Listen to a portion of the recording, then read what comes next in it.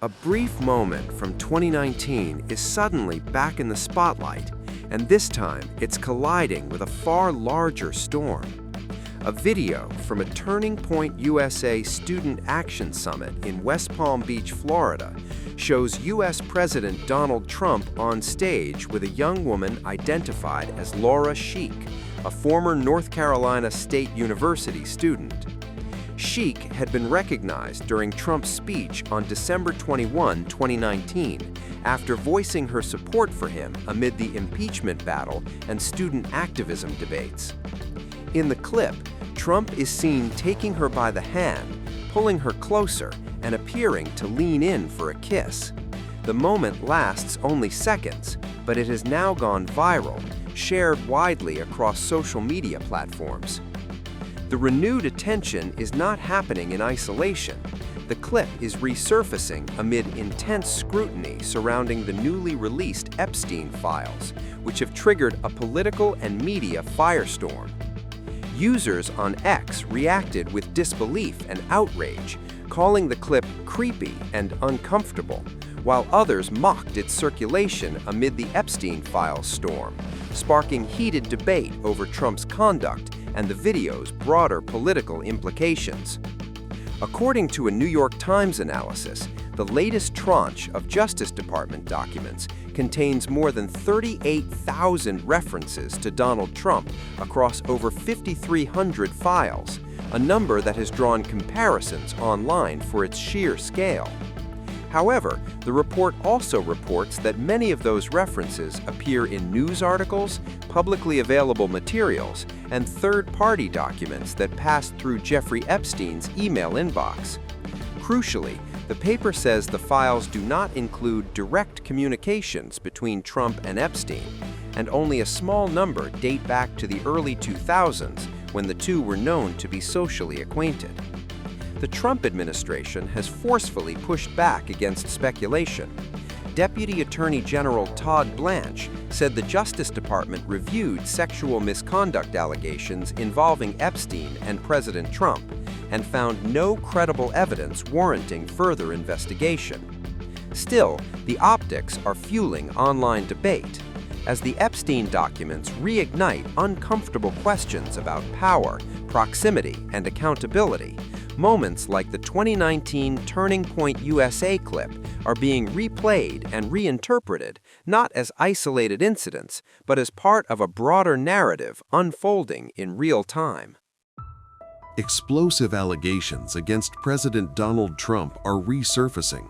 Claims of rape, sex trafficking, and even murder buried inside a massive new release of Epstein-related files. They are graphic, they are disturbing, and they will definitely blow your mind. The accusations appear in raw FBI complaint logs included in a newly released trove of 3.5 million documents tied to convicted sex offender Jeffrey Epstein.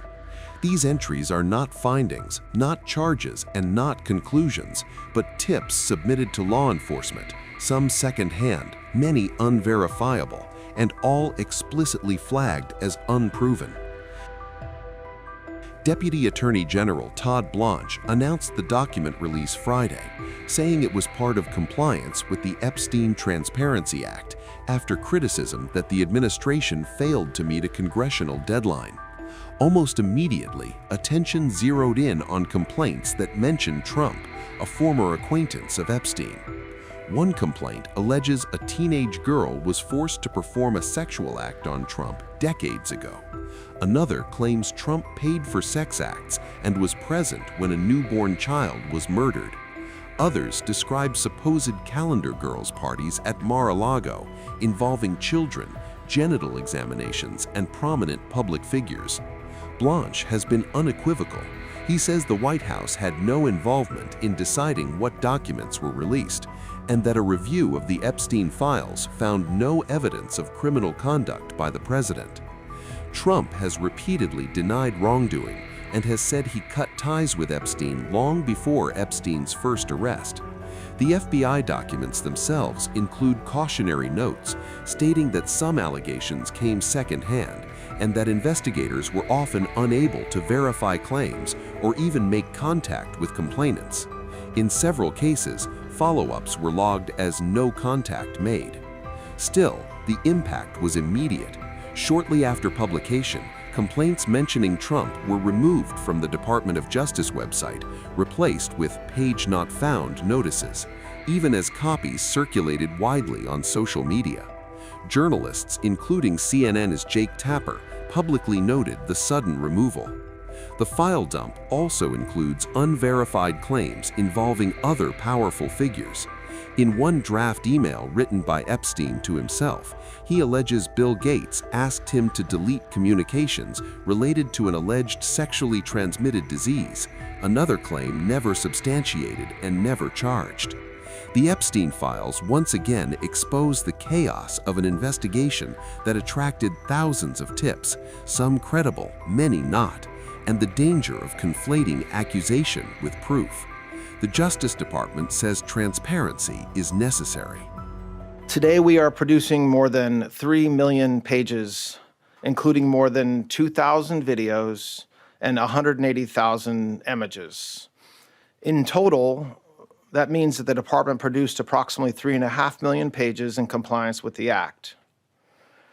Just a quick note about the videos and images. The 2,000 videos and 180,000 images are not all videos and images taken by Mr. Epstein or someone around him. They include large quantities of commercial pornography and images that were seized from Epstein's devices, but which he did not take or that someone around him did not take. Some of the videos, though, and some of the images do appear to be taken by Mr. Epstein or by others around him. Now, I want to talk for a few minutes about the department's document identification and review protocols. It consisted of multiple layers of review and quality control designed to ensure compliance under the Act and protect victims.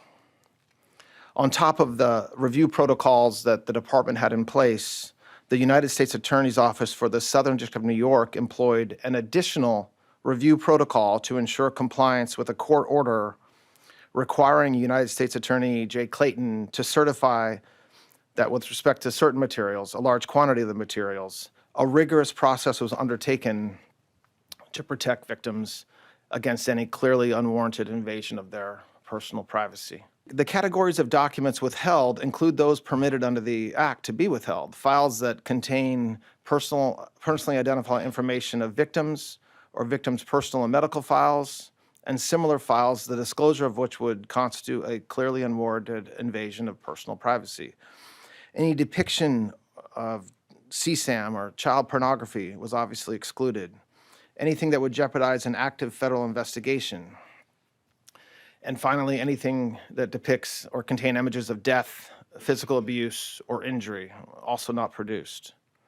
Although the Act allows for withholding for items necessary to keep secret in the interest of national security or foreign policy, no files are being withheld or redacted on that basis. To protect victims, we redacted every woman depicted in any image or video, with the exception of Ms. Maxwell. We did not redact images of any men, unless it was impossible to redact the woman without also redacting the man. To this end, though, and to ensure transparency, if any member of Congress wishes to review any portions of the responsive production in any unredacted form, they're welcome to make arrangements with the department to do so, and we're happy to do that. I take umbrage at the suggestion, which is totally false, that the Attorney General or this department does not take child exploitation or sex trafficking seriously, or that we somehow do not want to protect victims. We do. There are some select members of Congress and some in the public eye, including those most critical of our efforts at full transparency under the Act, who remain silent as to all the work that we have done and continue to do every day in this space. With the production of this magnitude, mistakes are inevitable. We, of course, want to immediately correct any redaction errors that our team may have made, And so the department has established an email inbox for victims to reach us directly to correct redactions and any concerns when appropriate. That's been in existence since December, and we've been doing that since then. Today's release marks the end of a very comprehensive document identification and review process to ensure transparency to the American people and compliance with the Act. The department has engaged in an unprecedented and extensive effort to do so.